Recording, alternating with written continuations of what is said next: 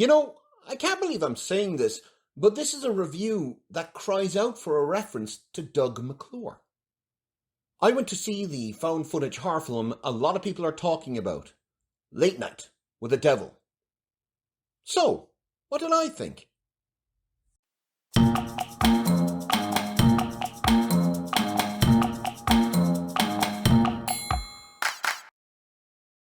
Presented as a documentary, introduced by Michael Ironside of all people, Late Night with the Devil tells of the unexpected and terrifying events that occurred nearly 50 years ago, on the 31st of October 1977, during what would turn out to be the very last episode of late night variety talk show Night Owls with Jack Delroy. Now, Lily, I understand that you have a name for this thing that lives inside of you. Mm-hmm. I call him Mr. Wriggles. And why do you call him that?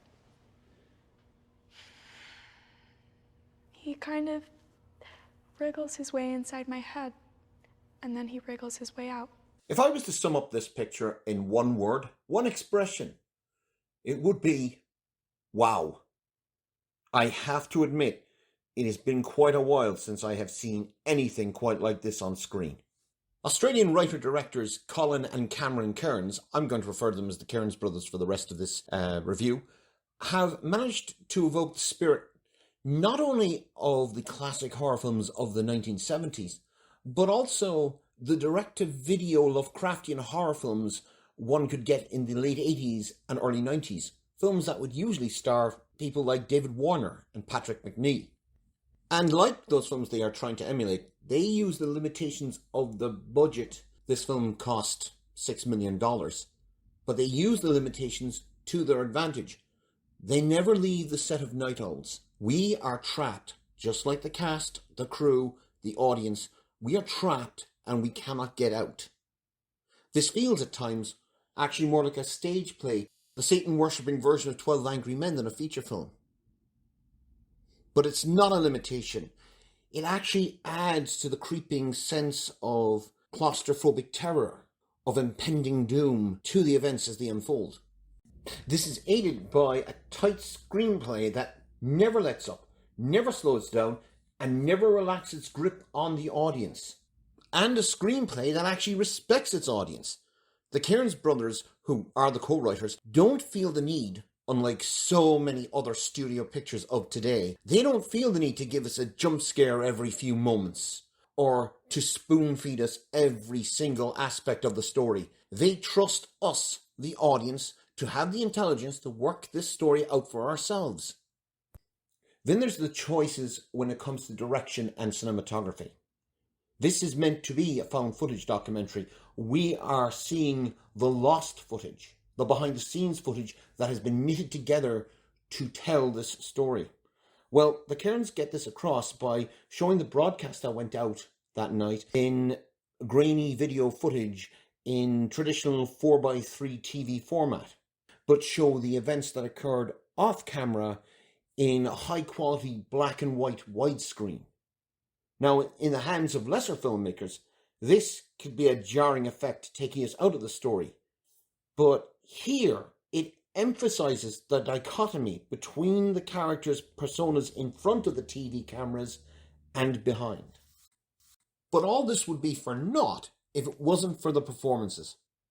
Ian Bliss as Carmichael the Conjurer, a James Randi type magician-turned-skeptic, determined to prove what is about to happen is nothing more than a hoax.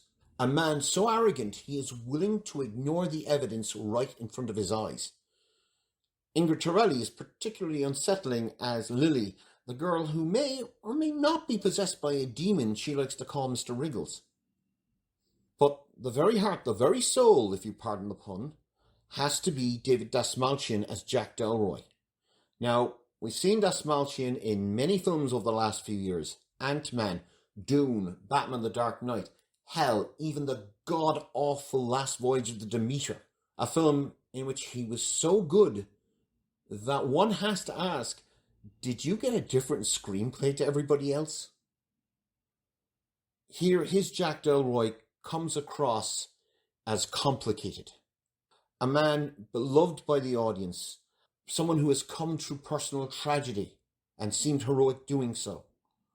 But behind the scenes, a man who may have already sold his soul and may have already sacrificed far more than he knows just for the chance to beat Johnny Carson in the ratings. Order! Order! Now, you may have noticed, I haven't said much about the actual plot, because this is a film that, let's face it, the less you know going in, the more you're going to get out of it. But like I said, it's been a while since I've seen anything quite like this. At times evoking the spirit of found footage dramas like Ghost Watch from the BBC. At other times, it's reminiscent with its impending sense of doom of so many of the great horror films of the 1970s. Invasion of the Body Snatchers, The Omen, hell, even Satan's Triangle with Doug McClure. You're mine. With a finale that could be straight out of a story written by Lovecraft or Wheatley, Late Night with the Devil is a film filled with moments that will stick with you long after the credits have rolled and the theatre lights come up. Now, Late Night with the Devil is on a limited release, but it is going to be on Shudder from April the 19th. Whatever format you see it in, I will say this, go watch it as if your cinema-going soul depended on it.